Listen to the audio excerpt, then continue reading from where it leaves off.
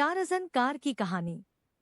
जंगल का राजा टार्ज़न तो सबने सुना होगा, पर आज की कहानी है टार्ज़न द वंडर कार की।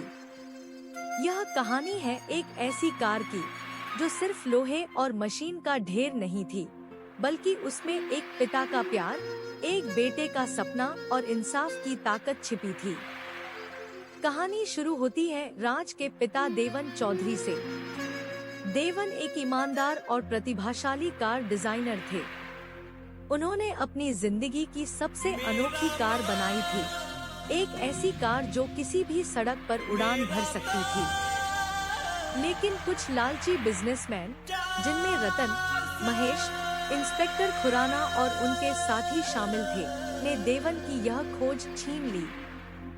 जब देवन ने विरोध किया तो उन्होंने धोखे से उसकी हत्या कर दी और उसे एक एक्सीडेंट जैसा दिखा दिया।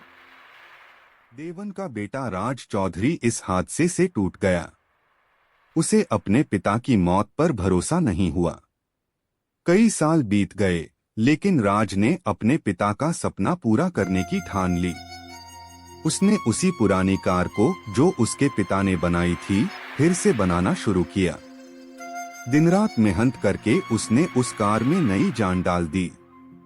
लेकिन यह कार अब सिर्फ मशीन नहीं थी, यह देवन चौधरी की आत्मा बन चुकी थी। जिस दिन कार तैयार हुई, कुछ अजीब हुआ। कार अपने आप चलने लगी, उसके हेडलाइट्स लाल चमकने लगे और इंजन से डरावनी आवाजें आने लगीं। राज को तो लगा यह उसकी मेहनत का असर है, लेकिन असल में यह देवन चौधरी की आत्मा थी जो उस कार में समा चुकी थी। अब कार का एक ही मकसद था, अपने मालिक की मौत का बदला लेना। धीरे धीरे उन पांचों गुनहगारों की रहस्यमयी मौतें होने लगीं। कभी कोई हादसे में जल गया, कभी किसी का एक्सीडेंट हो गया, तो कभी कार खुद उनके सामने प्रकट होकर उन्हें मार देती। पुलिस और लोग यह सोचने लगे कि कोई अदृश्य ताकत इन सब के पीछे है। राज को जब सच्चाई का एहसास हुआ कि उसकी कार ही उन सबको मार रही है, तो वह डर गया।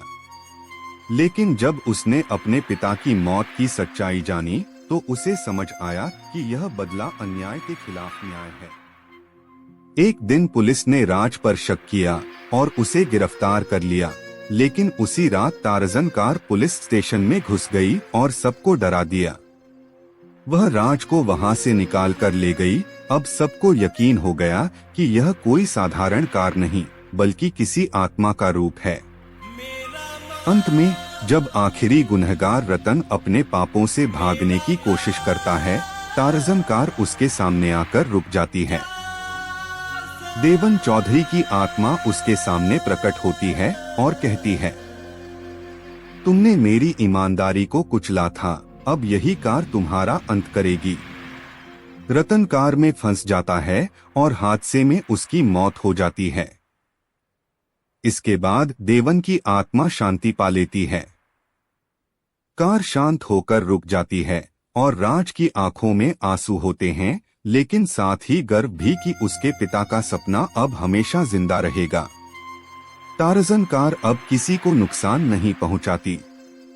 वह एक चमत्कारी कार बन जाती है जो लोगों की मदद करती है और राज उसका रखवाला बन जाता है।